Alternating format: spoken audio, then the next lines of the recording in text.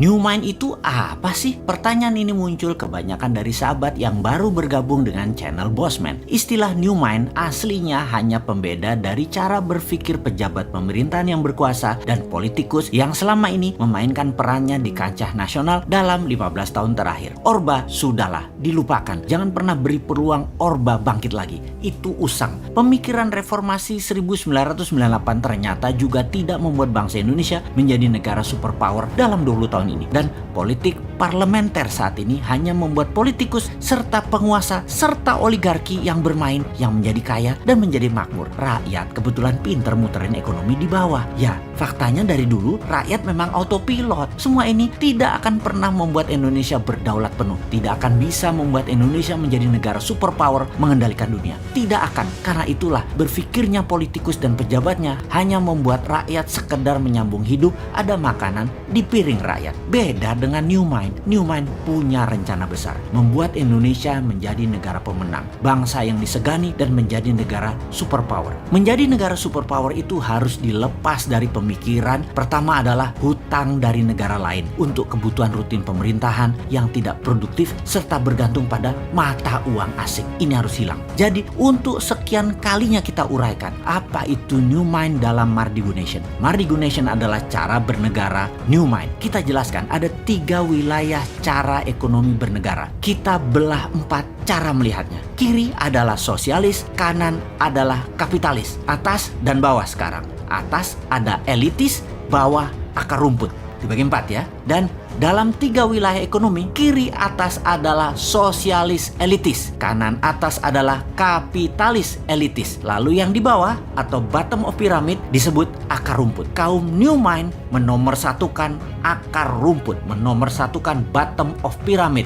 menomorsatukan buruh, menomorsatukan pebisnis UKM, menomorsatukan petani dan nelayan. Problem akar rumput yang paling mendasar adalah tidak melek keuangan dari accounting system, finance hingga payment system, pembiayaan dan peminjaman. Financial literacy-nya harus ditingkatkan, kesadaran kemakmurannya harus di-upgrade. New Mind itu melihat BUMN itu sebagai threat atau ancaman. Karena itulah BUMN kaum sosialis elitis. Karena kebijakan BUMN sering menekan UKM dan malah berkompetisi dengan UKM. Harusnya BUMN itu berkompetisi dengan korporasi besar asing dan pendapatnya harusnya terbanyak dalam mata uang asing terutama dolar. Itu harusnya BUMN banyak dapat dolar. Namun faktanya BUMN malah jago impor alias bukan pahlawan devisa. Penghasilannya rupiah dan memakan pasar UKM. Namun secara politik BUMN bisa dijadikan para penguasa sebagai cash mesin dalam tanda petik oleh penguasa dan alat tekan oposisi. Pemiskinan orang atau pengayaan kelompok tertentu bisa diatur demikian. Jadi ketika New Mind mendapatkan kepercayaan rakyat, BUMN dari 800 tinggal 20 kali. Yang kedua, terlihat New Mind itu anti oligarki atau kapitalis elitis kanan atas. Benar, saat ini sejak Orde Baru hingga sekarang oligarki berkuasa penuh. Bahkan pembiayaan seperti bank, uangnya terbanyak ke mereka. Untuk kaum kapitalis elitis, untuk para oligarki, dananya diambil dari akar rumput. Uangnya buat elitis, buat kanan atas, juga buat kiri atas. Sementara akar rumput kalau meminjam bunganya besar, harus ada jaminan. Jaminannya bisa 2 kali lipat dari nilai pinjaman.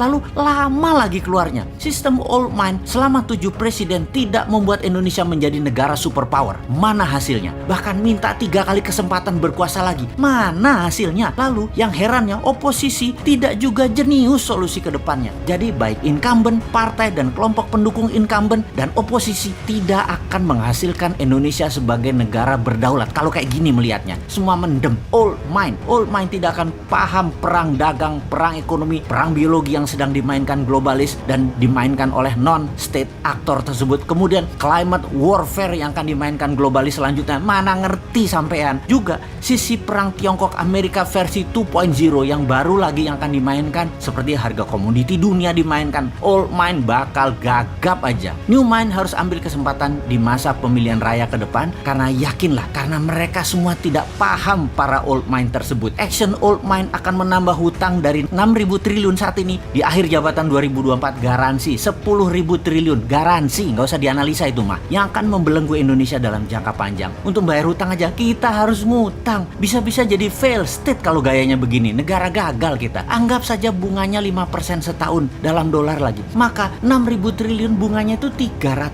triliun setahun. Bayangkan, bunganya aja sudah 20% APBN. Lalu pokoknya bagaimana membayarnya, wahai menteri terbaik di dunia versi negara peminjam hutangan? Jawab dong. Lalu apa yang terjadi kalau rupiah melemah 5% setahun? Itu nggak ngejar lo bayar hutangnya. Jadi sebagai pemerakarsa New Mind, Mardi Gunasion seorang bosman fokus di dua hal sebagai bukti New Mind bukan teori. Pertama, pembiayaan UKM melalui urun dana, di mana Santara adalah perusahaan bosman yang akan membuktikan bahwa kekuatan akar rumput lah yang bisa membuat Indonesia berdaulat. Kemudian sistem pembayaran menggunakan platform dinaran, di mana rupiahnya anti inflasi dengan underlying emas, dan emasnya bisa diberikan atau dipindahkan sesama akun dinaran. Ini sistem pembayaran yang menarik, ini alat tukar yang menarik. Semua ini adalah bagian dari kontribusi New Mind terhadap sistem ekonomi agar membuat Indonesia berdaulat. Bayangkan, ketika New Mind berkuasa, sistem dinaran akan diambil alih oleh pemerintah, masuk ke dalam sistem. 100% diambil pemerintah dan milik pemerintah. Lalu rupiah dicetak 6.000 triliun dengan jaminan emas yang masih di gunung yang akan diproduksi dalam 10 tahun ke depan. Gunung-gunung milik negara, milik rakyat. Asetnya dibuat bahan baku dari tabungan metal, penjamin terbitnya uang cetakan tadi. Kedaulatan Indonesia akan menjadi meningkat 2 kali lipat hanya dalam 1 tahun. Jadi dinaran dan Santara adalah contoh atau etalase dari konsep New Mind untuk menjalankan ekonomi bernegaranya. Semoga diterima masyarakat dan para sahabat semua kaum akar rumput. Anda menerima dua sistem ini. Kita segera batasi elitis. Kita utamakan ekonomi akar rumput. Jangan dibalik, akar rumput dibatasi, elitis dibebaskan. Gimana sih kalian ini bernegaranya? Tempe bener sih.